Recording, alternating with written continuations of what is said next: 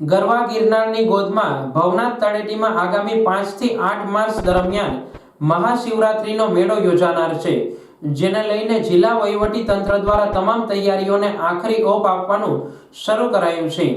શિવરાત્રી મેળામાં આવતા લાખો ભાવિકોને તમામ સુવિધા મળી રહે અને અગવડતા ન પડે તે માટે તંત્ર સજ્જ બન્યું છે. દર વર્ષે જિલ્લા વહીવટી તંત્ર દ્વારા રૂટ નકશો તૈયાર કરવામાં આવે છે, પરંતુ આ વર્ષથી ભવનાથમાં યોજાનાર શિવરાત્રી મેળાનું ડિજિટલાઇઝેશન શરૂ કરાયું છે, જેના ભાગરૂપે મેળાનો રૂટ પ્લાન તૈયાર કરવામાં આવ્યો છે. આ વર્ષે પ્રથમ વખત QR કોડ જારી કરવામાં આવ્યો છે, જેને સ્કેન કરવાથી મોબાઈલ ફોનમાં શિવરાત્રી મેળાની પાર્કિંગ, શૌચાલય, મેડિકલ સુવિધા, પાણી રૂટ સહિતની માહિતી મળી રહેશે. જિલ્લા વહીવટી તંત્ર દ્વારા જારી કરવામાં આવેલ રૂટ પ્લાન મુજબ મેળા દરમિયાન ભવનાથ મેળાને અનુલક્ષીને 7 સ્થળે પાર્કિંગની વ્યવસ્થા ગોઠવવામાં આવી છે. મેળાની દરેક હિલચાલ પર વોચ રહે તે માટે 34 પોલીસ રાવટી શરૂ થશે. 12 સ્થળે કચરા ટોપલી, 18 જગ્યાએ જાહેર શૌચાલય, 3 જગ્યાએ ફાયર સુવિધા ઉપલબ્ધ કરવામાં આવી છે. આ ઉપરાંત PGVCL અને પોલીસ કંટ્રોલ રૂમ પણ થશે. પહેલીવાર QR કોડ કરવાની સાથે સોમનાથમાં યોજાનાર શિવરાત્રીના મેળામાં પ્લાસ્ટિક પ્રતિબંધને કડક અમલવારી માટે પ્રથમવાર તંત્રની સાથે વન વિભાગ પણ સર્જક બન્યું છે. આ વખતે શિવરાત્રીના મેળામાં પ્લાસ્ટિક એન્ટી સ્ક્વોડ વન વિભાગ દ્વારા બનાવવામાં આવી છે. આ માટે ખાસ 40 અધિકારી અને કર્મચારીઓની નિમણૂક કરવામાં આવી છે. મહાશિવરાત્રી મેળા માટે ટેટ્રાપેક પાણીની વ્યવસ્થા કરવાનું પણ આયોજન ગોઠવવામાં આવ્યું છે. गिरनार इको सेंसिटिव जोननी जो मॉनिटरिंग कमिटी है आ कलेक्टरश्रीना अध्यक्षस्थाने 23 फरवरीना आनी एक मीटिंग योजवामां आवेल हती. आमां इको सेंसिटिव जोन में आवेल 27 गामों, गिरनार अभयारण्य तथा जो दातार जूनी तथा नवी सीडी है आमां संपूर्ण रीते प्रतिबंध मूकवामां आव्यो छे. आ मीटिंग में आ निर्णय लेवामां आव्यो हतो कि टोटल प्लास्टिक प्रतिबंध माटे टोटल 6 टीमों की रचना करवामां आवशे. ए 6 टीमों में 3 टीम तो स्टेशन मतलब स्टेशन रहेशे ज्यां अमे फ्रिस्किंग करीश. तो ए 3 टीमों ऑलरेडी 24 कलाक कार्यरत है दातार सीडी, नवी सीडी और जूनी सीडी एंट्री पॉइंट माटे. अने 3 टीमों मोबाइल रहेशे. मोबाइल एटले कि ए 27 गामों में जाई जाईने प्लास्टिक प्रतिबंधनो अमलवारी कराववामां आवशे. ए जो 3 टीमों है आनी रचना पण करवामां आवी गई है अने ए 3 मोबाइल टीमों में फॉरेस्ट खाताना प्रतिनिधि, पुलिस खाताना प्रतिनिधि, महानगरपालिकाना प्रतिनिधि तथा ग्राम पंचायतना प्रतिनिधि रहेशे. तथा एनवायरमेंटल प्रोटेक्शन एक्टना तहत जो आ प्लास्टिक प्रतिबंध में सहकार नहीं आपशे आना माटे कड़क कार्रवाई करवामां आवशे. आने सिवाय ए जो 3 सीडी है ए 3 सीडी माटे टोटल मिलाईने 250 थी वधारे अमे लोको डस्टबीन मुकाया छे. विभिन्न भाषाओं में एटले कि मराठी भाषा में पण साइनबोर्ड और बेनर मूकवामां आया छे. आप जानता हशो कि दत्तात्रेय मंदिर में मराठी लोग वधारे आवे छे, तो मराठी भाषा में पण अमे अहींया नोटिस और साइनबोर्ड रख्या छे. इंग्लिश, हिंदी और गुजराती भाषा में पण बेनरो त्यां मूकवामां आव्या छे. हवे नेचर एज्युकेशन केम्प पण गोठवामां आवशे ताकि जो लोको छे तथा स्कूलना जो बाळको छे ए सेंसिटाइज थशे तथा आने खबर पड़शे कि प्लास्टिक पर्यावरण माटे केटलो हानिकारक छे. आने सिवाय अगला 1-2 दिवस में जूनागढ़ विस्तार में स्कूलोनी रैली तथा विभिन्न तरहना कॉम्पिटिशन जेम कि पेंटिंगना जो कॉम्पिटिशन होवे छे ताकि लोकोमां आना प्रति जागरूकता आवशे तथा ए पोते ज प्लास्टिकनो उपयोग वपराश ओछो करशे एवी अमारी आशा छे.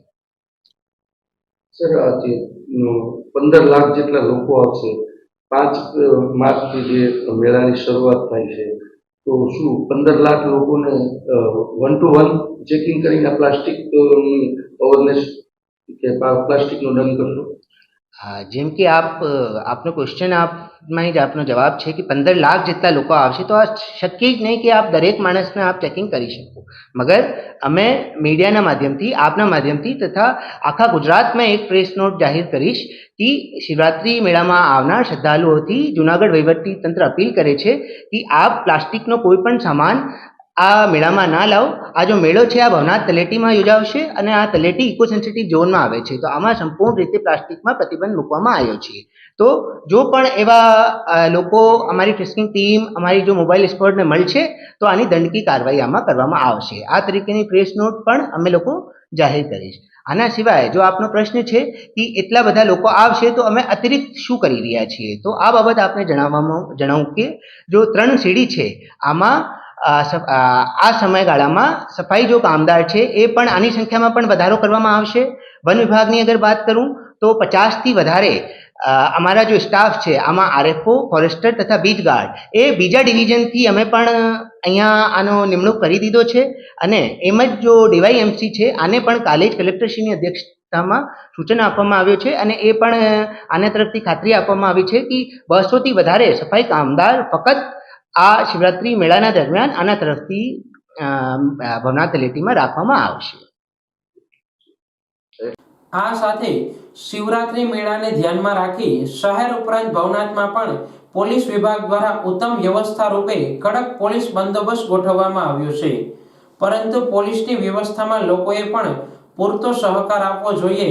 તેમજ આ મુદ્દે જૂનાગઢ જિલ્લા પોલીસ વડા હર્ષદ મહેતાએ પણ લોકોને ધ્યાનમાં રાખવા જેવી બાબતોની જાણકારી આપી વ્યવસ્થામાં સહભાગી થવા વિનંતી કરી છે.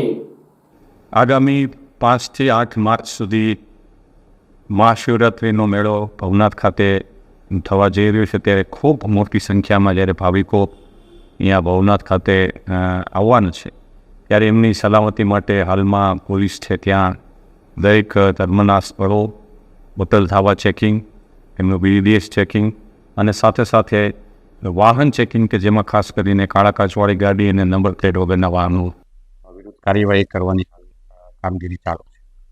લોકો આ મેળો ખૂબ સુરક્ષિત અને શાંતિમય વાતાવરણમાં માણી શકે એ માટે પોલીસ તરફથી તમામ હાલ પૂર્વ તૈયારી ચાલુ છે.